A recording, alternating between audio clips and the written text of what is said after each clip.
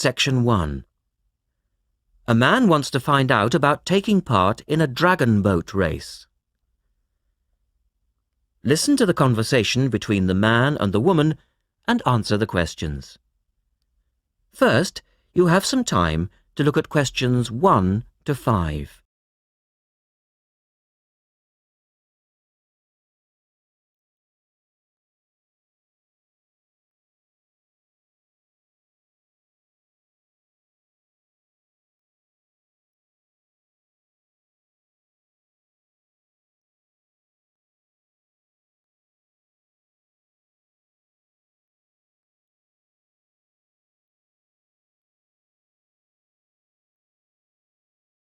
You will see that there is an example which has been done for you.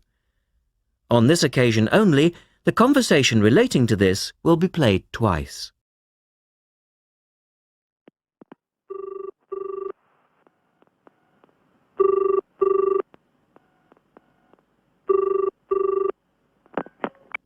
Scope Charity Office. How can I help you? Oh, hello.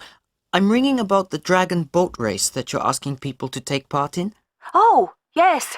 We still need a few more teams. Are you interested in joining the race? The man asks for information about the dragon boat race, so the answer is dragon boat race. Now we shall begin. You should answer the questions as you listen, because you will not hear the recording a second time. Listen carefully and answer questions 1 to 5.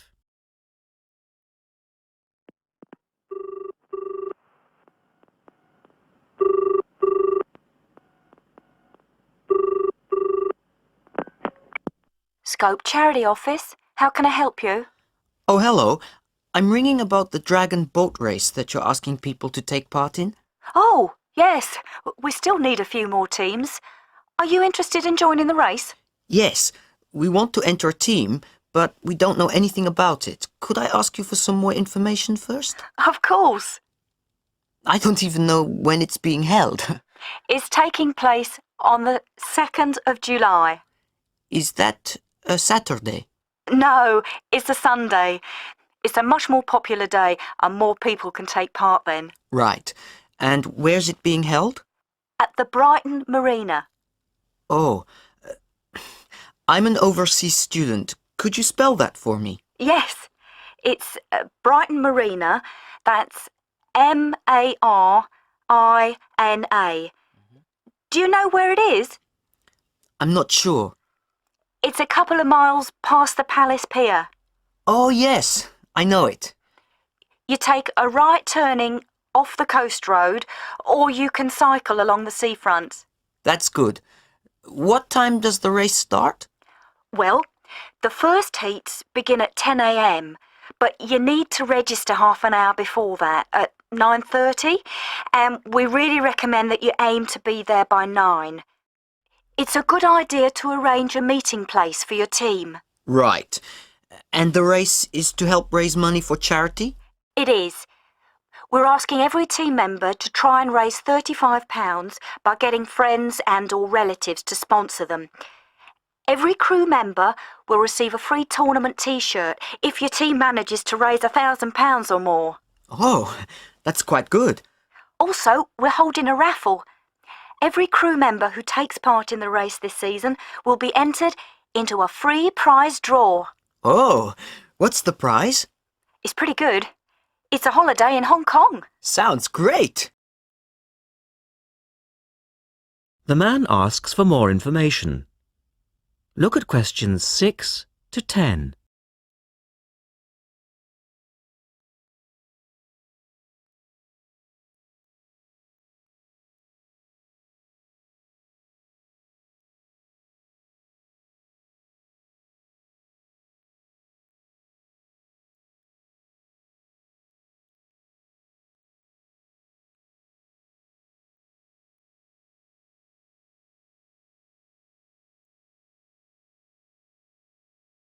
Now listen to their conversation and answer questions 6 to 10.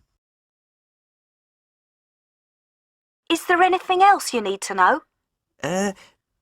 Could you Just tell me a little bit more about the teams. Well, you need to have a crew of 20 people for your dragon boat, and you then need to agree on who's going to be the team captain. That will probably be you. Fine. I've got a group of 20 people who are interested. Do all the team members have to be a certain age? Well, there's no age limit as such, but if you have a team member who's under 18, then they have to get their parents' permission to take part. Yes, that makes sense. It isn't dangerous, but we do have boats that turn over in the water, and for that reason we need to insist that everyone wears a life jacket as well. And you can hire life jackets from us when your team arrives. What do you advise people to wear? Well, most people wear a t-shirt, shorts and trainers. I certainly wouldn't recommend that you wear jeans or boots. In fact, it's a very good idea to bring some spare clothes. Okay. It can get quite cold and wet if the weather's bad, and there's quite a bit of hanging around, especially if you qualify for the semi-finals or the final. I see what you mean. Have you got a name for your team? Oh, not yet, no. Well, you need to decide on one and then put it on the entrance form, which I'll send you. Oh, okay. So, if you'd like to give me your address, I'll be happy to send details first class. That is the end of section 1. You now have half a minute to check your answers.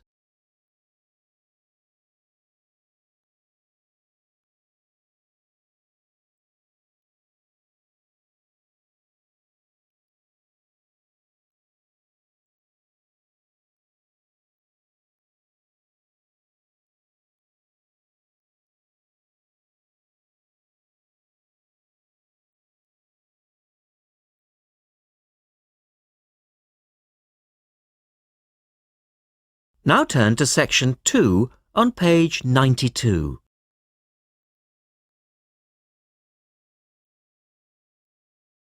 Or section 2. You will hear a talk by a wildlife specialist on a type of bird called a kiwi. First, look at questions 11 to 15.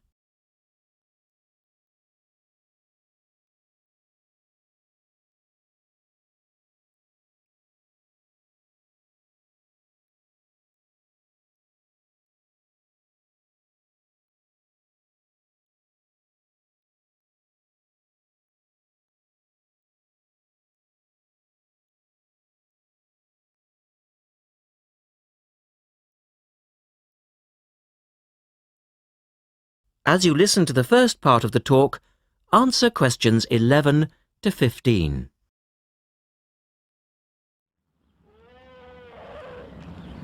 Ladies and gentlemen, welcome to Auckland Zoo on this sunny Sunday afternoon and to our special Kiwi fundraising event.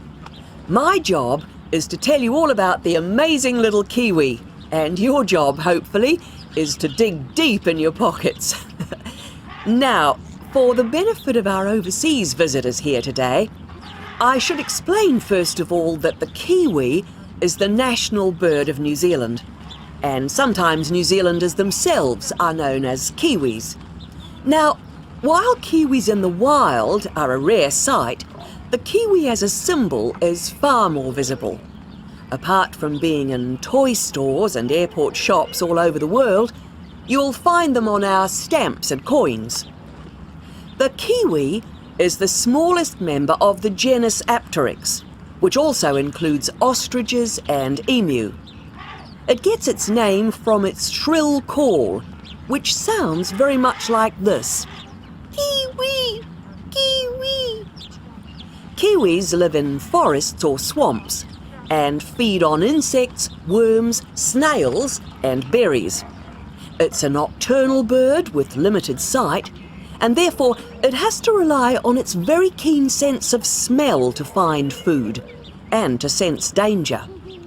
Its nostrils are actually right on the end of its long beak, which is 1/3 of the body length. Now, here's an interesting fact.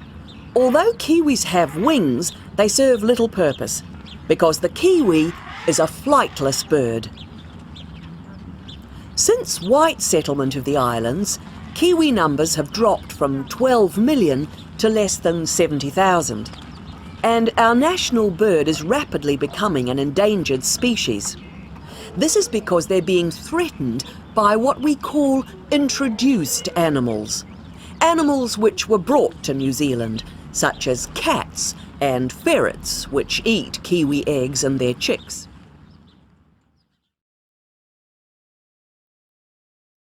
Now look at questions 16 to 20.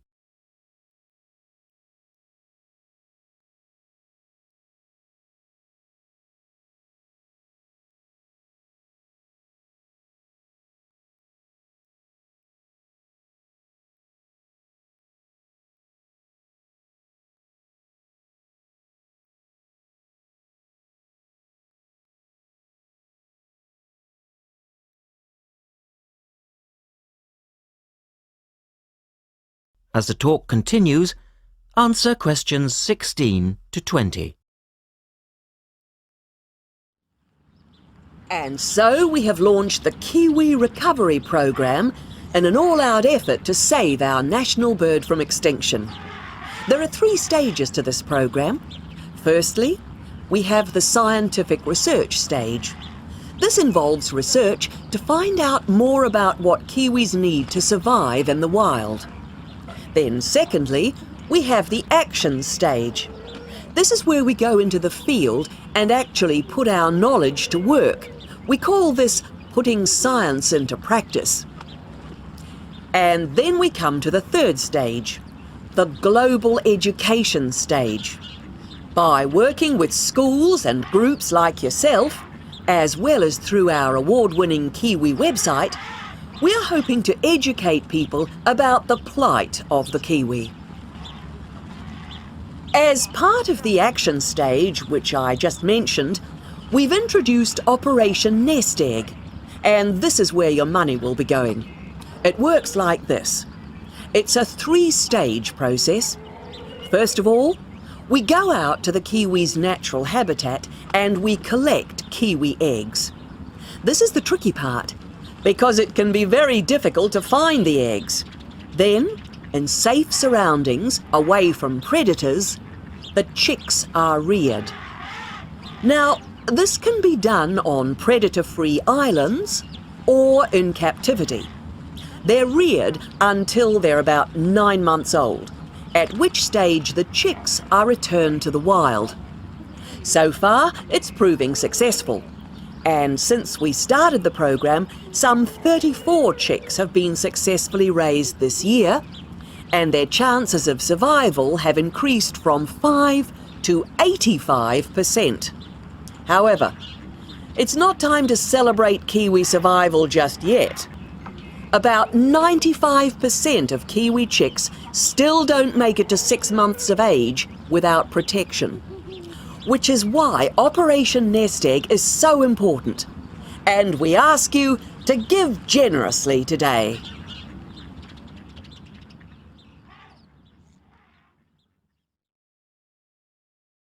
That is the end of section 2. You now have half a minute to check your answers.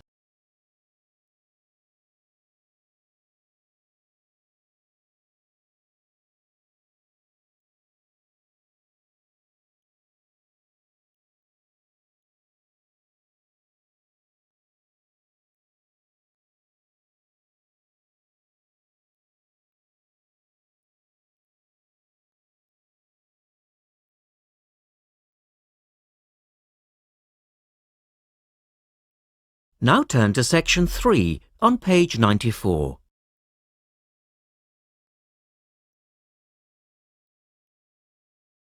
Section 3. In this section, you will hear a discussion between 3 people in a university tutorial. In the first part of the discussion, they're talking about city traffic and the motor car. First, look at questions 21 to 24.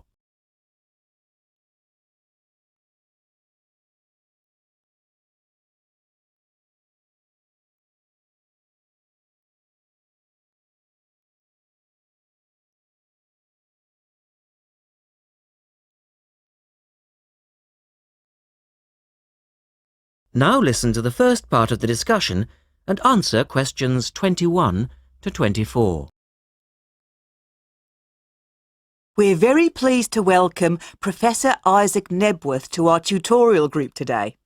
And he's come to share one of his pet passions with us, city traffic and our Western dependence on the motor car. I believe questions are quite welcome throughout. Thank you. Well, I know you're all very familiar with the superhighway here in Melbourne. But do superhighways automatically lead to super wealth, as our politicians would have us believe? I think not. Can you give us an example of what you mean exactly? Sure. Well, by continuing to encourage this dependence on the motor car, we simply create more congestion and more urban sprawl. And you can see that here in Melbourne, right under your nose. Excuse me, I would just like to say that I feel the sprawl is part of the city.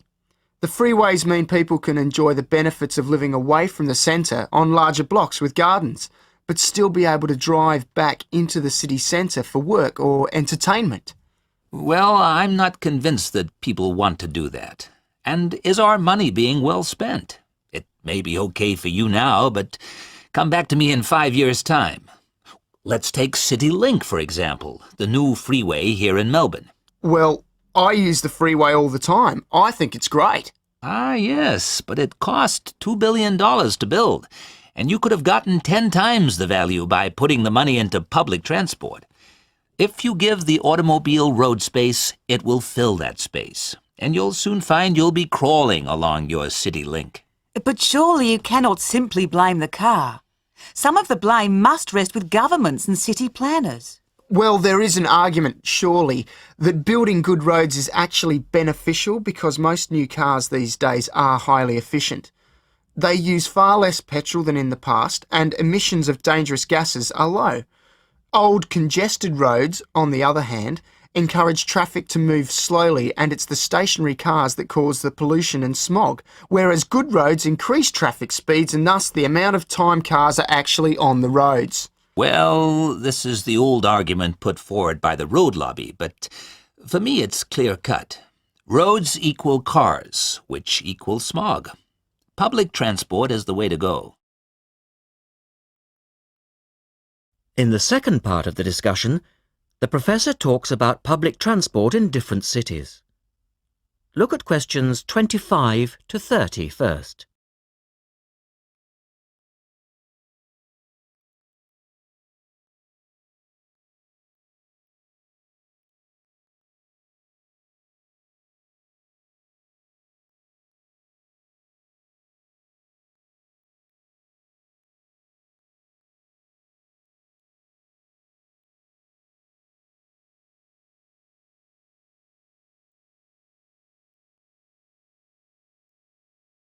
As you listen to the discussion, complete the questions about public transport.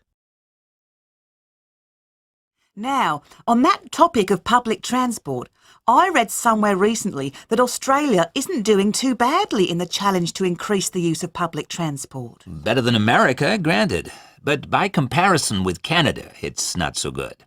For instance, if you compare Toronto with the U.S. metropolis of Detroit, only 160 kilometers away, in Detroit, only 1% of passenger travel is by public transport, whereas in Toronto it's 24%, which is considerably better than Sydney, which can only boast 16%.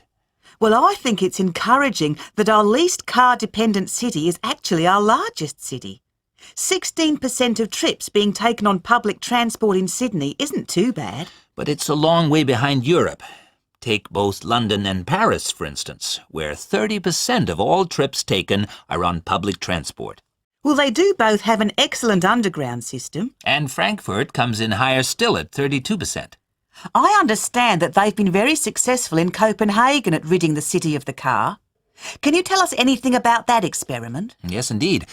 Copenhagen is a wonderful example of a city that has learned to live without the motor car. Back in the 1960s, they adopted a number of policies designed to draw people back into the city. For instance, they paid musicians and artists to perform in the streets. They also built cycle lanes, and now 30% of the inhabitants of Copenhagen use a bicycle to go to work. Sydney, by comparison, can only boast 1% of the population cycling to work. It could have something to do with all the hills? Then they banned cars from many parts of the city, and every year 3% of the city parking is removed.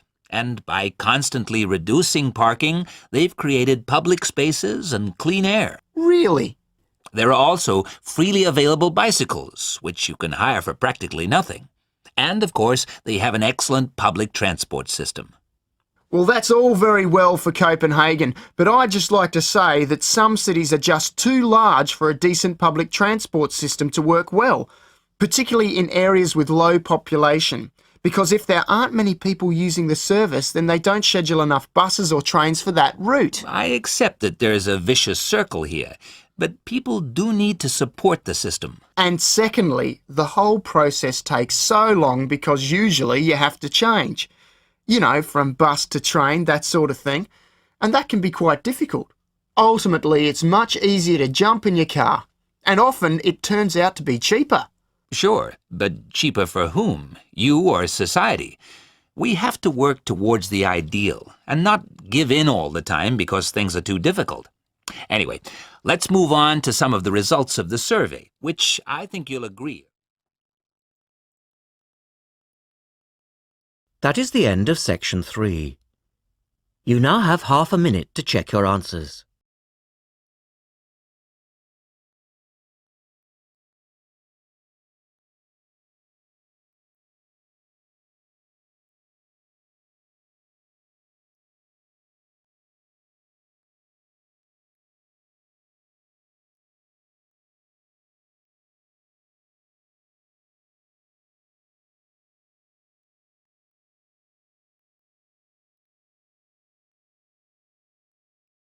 Now turn to section 4 on page 96.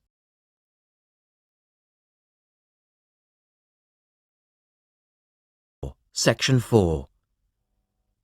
You will hear a lecturer talking about food preservation. First, you have some time to look at questions 31 to 37.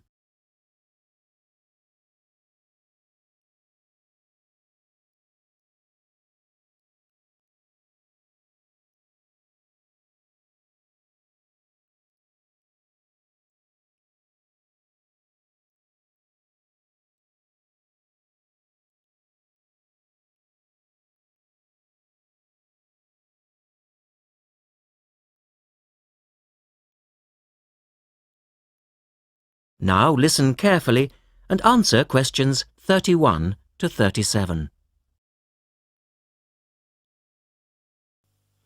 In today's lecture, I'd like to look at the topic of food preservation and start by asking the obvious question, why do we need to preserve food?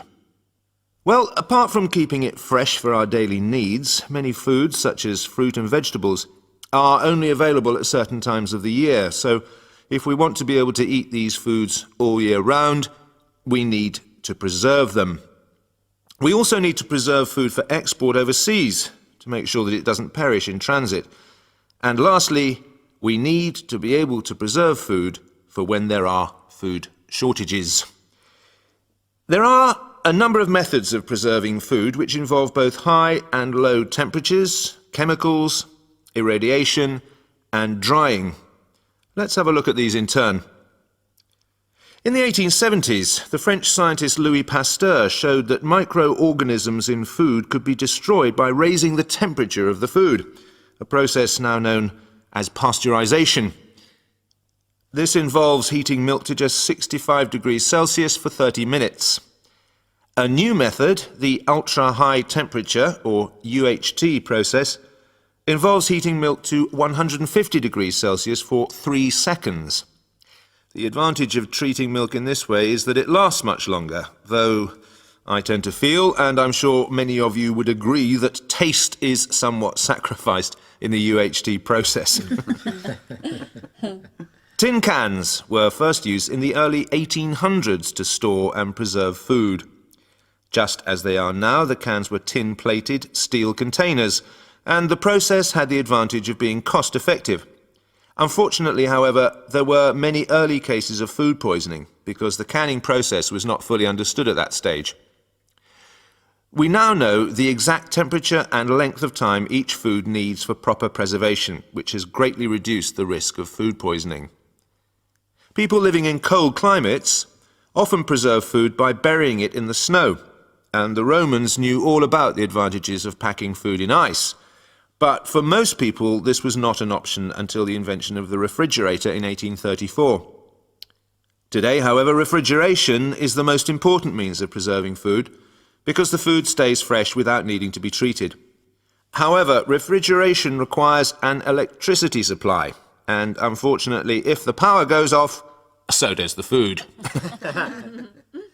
A variety of chemicals can be added to food, and you'll find their names listed on the labels of cans and bottles. Salt is probably the oldest of all the chemical preservatives, and was used by many ancient civilizations for many years. Sugar also acts as a preservative and is used to preserve jams in much the same way that vinegar is used to pickle foods. Chemical preservatives are effective, but they do not suit all foods, and the processes involved are time-consuming. Another method of preserving food is by drying it. Most foods are 75% to 90% water, so if you remove the water, the microorganisms simply can't survive. When food is dried, it not only lasts a long time, but it also becomes much lighter, which is a big advantage, as this makes it cheap to store. Though some people argue that valuable nutrients are lost in the process. In the second part, the speaker describes the process of drying food. Look at questions 38 to 40.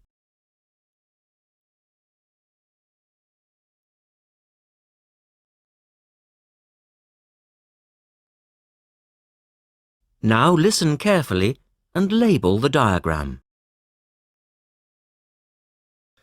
Early methods for drying food involved cutting it into strips and hanging it in the sun or over fires. But there are now a number of more modern methods which involve the use of recent technology. One of these is known as roller drying, and it's a highly effective way of making dried foods from liquids, such as soup. Have a look at this diagram to see how it works. Well, first of all, the hot soup is poured in at one end here.